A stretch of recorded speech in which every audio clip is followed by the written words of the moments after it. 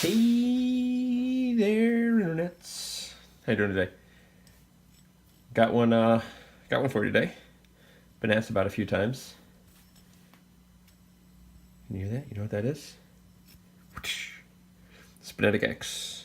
But you already know that because I will probably have some picture that I haven't taken yet, but I'll take a picture and make it look all fancy for the cover of this, so you know it's the Spinetic review. So we're going to put this here. Give you an idea, 2.3 ounces. We'll just start right off with this. 61 grams, so it's a little on the light side. And this is the brass one, so it's going to be the heavier. Oh, it's going to be the heavier of them. But this is a sweet little spinner. A lot of people have been asking about it, so I kind of want to get into it. I've had it long enough to really have, I think, a pretty good opinion on this bad boy. And I want to try to answer some questions and let you guys know the ultimate question. Let's put our collection in here. No, this might not go. I'm trying to find a good background for y'all. The ultimate question, though, should I spend my hard-earned money on a Spinetic X? That's why you're watching this. Either that, or you're watching it because you have a Spinetic X and you want to see someone else say really good things about it. Or maybe you don't. Maybe you want to unjustify your purchase. But I find I do that a lot. Watch reviews of spinners I already bought to try to validate the fact that I spent some money on it. And I mentioned this in one of my, in the little live stream that I just did, and I think I'm going to try and maybe do those a little bit more often on the weekends. So if you like my videos and you want to get a little more involved, get over to the Daily Fidgets. That's where I'll probably be doing live streams. Maybe I'll do some on YouTube as well. I'm probably going to do the live drawing for this. I found a tin that's not dented, so you'll get a non-dented tin. That's the B2. Probably be sanding it a little bit this afternoon because I want to finish some work, custom work I'm doing on polishing up this guy. I sanded down the arms because it was having trouble balancing. But that's not what we're here for.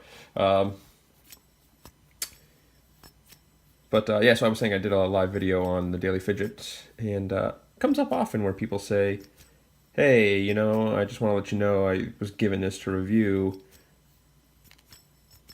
but I'm going to try not to be biased. And a lot of people want to think that because you're given something, you feel obligated to say nice things about it.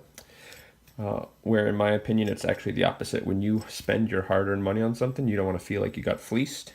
You don't want to feel like you got taken advantage of, so you want to justify that purchase, right? Especially, you know, when I talked about this guy and how much this cost, I really wanted to feel like this was a good spinner. That's why I really wanted to take a little time to get my hands on it and really think about if I really think it was worth the money.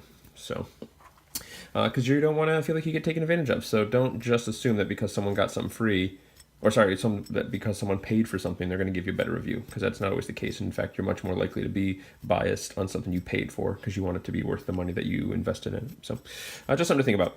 Spinetic X, though, worth your money. Get it out of the way now. Yes, it is worth your money. It is a fantastic little spinner. It is super fidgetable. You can hit it any way. It's got just enough weight to get some decent spin times. I don't think I have my spin times on me, but I think out of the box I was getting like 3.5, 4 minutes on a table spin, and I think I get almost 6 minutes on a vertical spin with this guy.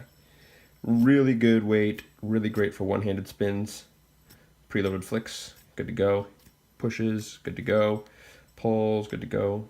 Pushes, good to go. Another spin I'm trying to do lately, I'm pinching it with these two fingers, but instead of kind of pulling it from the side with my ring finger, I'm trying to get underneath. See that? So much like you pull from the top as opposed to the sides. And I'm actually trying this too. I'm trying to get more from the side with my index finger. But this is kind of an interesting spin. It's a little, it kind of actually feels pretty satisfying. The push it out, and then the wind up. So let's take a quick peek inside. Not anything really to write home about. But, you know, it's the standard job. And oh, this does not have, I think I just did a live video and I might have lied to you guys. I'm sorry. I thought I had put a one drop bearing in here. But, oh, you know what? I think I had the one drop bearing and I switched out for one of those super bearings from Heck over at Flavor Zone Essentials, fzessentials.com. Maybe I'll remember to put that in the description below. But your pretty standard little bearing retention method. For most of your China-made stuff. These buttons from Spinetic are sweet. I really like these caps. They've got the Spinetic logo. And when they're laser etched, when you first get them, they've got some really good They've got some really good grip. I was going to grab you another button to show you, but you can't really feel what I'm feeling. But maybe you can hear that. It's kind of hard to tell. But these do smooth out a little bit over time. The logo is still just about as prominent, other than the fact that the brass is kind of patinaed a little bit. And it still has a little bit of grip from that laser etch, but it's not the same as when you first get it. It does kind of smooth out. But she's a good flicker. And that button's a little loose. Tighten that back up. Buttons do come loose a little bit, but I find with just about all button caps, that's the case. A few of them tighten up really good. The original buttons on this were really good. They actually had a little O-ring that helped tighten it down, so you kind of squeeze that ring and put a little pressure, and those never came loose. They just also weren't the greatest buttons. But you want to know about the hot spots, don't you? I really made you wait 5 minutes and 40 seconds to find out about the hot spots. Look at all those hard edges, and guess what? They're not really hot spots. They really aren't. I was hesitant to buy one of these. I was looking at a Y for one of my first spinners, and then ended up going with this because I thought the hot spots wouldn't be as much of an issue. But these aren't really that hot, even on the even on the brass one that's a little heavier. If I really get a really hard two-handed spin and I try to stop it real quick, and not even there did it do it. Like these are, they feel sharp, but when you're fidgeting with them, they're not a problem. They really aren't. And I hope I'm not just saying that because, again, I think my fingers are a little tougher with some of the little mini hobby stuff, and the tips of my fingers get abused a little bit. They're not calloused or anything crazy, but I don't find issues with this, flicking this thing all day. I don't find issues, even grabbing in here and feeling like stuff's getting all rubbed in. There's something about the bevels and the edges, and whether they knew that or they just liked this design and got lucky, I can't tell you, but they're pretty good to go. So this is a super fidgetable spinner. One of my most fidgetable for sure. It's got lightweight, it's easy to pull, it's easy to push. So it is it's an A- or an A in my book. It's a real solid spinner. And again, I think this is worthwhile upgrading. This is the kind of spinner where you're not after super long spin times. So especially if you want something quiet, you get one of these nice little, hear that? Hardly hear anything. You upgrade the bearing game, you put a 1-drop bearing in it. You put one of those super bearings from Flavor Zone Essentials. You put an Alphabot bearing. Alphabot bearings are pretty smooth. I hear a lot of people talking about how smooth they are. Maybe I'm spoiled from 1-drops. They're great for spin time. They're probably the longest spinning stainless steel bearings I've seen, but they're not the smoothest. I mean, they're smooth, but when we're talking smoothest, these are the second smoothest I've seen, and they're cheaper than 1-drop bearings.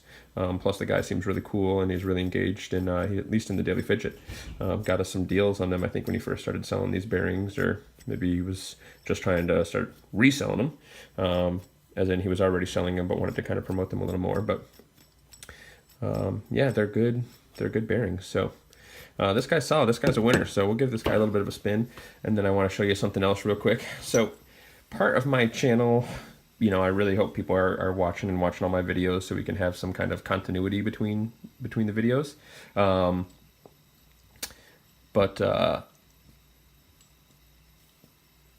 also want them to kind of stand alone, but I wanted to show you guys this. Look at this chunk of brass. If you're on the live stream, you saw this thing, or if you're on the Daily Fidget, you see this thing go around. But look at this thing, $26 on the old Amazon. Move you over. So let's just talk heavy spinners. This guy with the button upgrade. So the buttons weigh about 20 grams on their own. 107 grams. All right, let's look at this guy. This is my heaviest spinner before this one. 111 grams. All right, so 111 grams is a heavy spinner. I just want y'all to know that.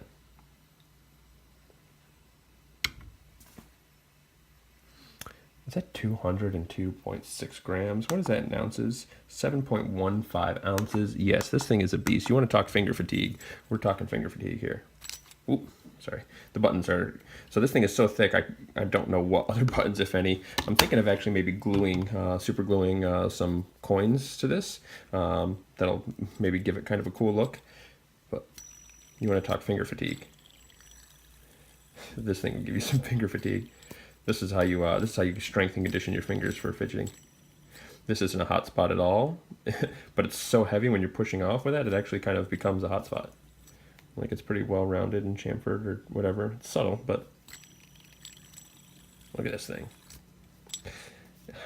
It's got some silly little retention things in there I've been able to get out. I think that's a 606 or 688. I don't know bearings that well, other than the 608s and the and R188s. And then we did a little Amazon review of this guy, remember? He's becoming a favorite. He's really good with a bearing upgrade and getting it pretty well centered. Really fidgetable. Cool, transparent mirror effect. But anyway, Spinetic X, that's what we're here for. Let's wrap it up. I've been going on too long. I like to ramble on my videos, so give you guys something to watch. Spinetic X, you're thinking about picking one up, you're going to be happy about it. No questions. This is a winner. This is a winner spinner. Spinner winner. Winner winner. Chicken dinner. Peace.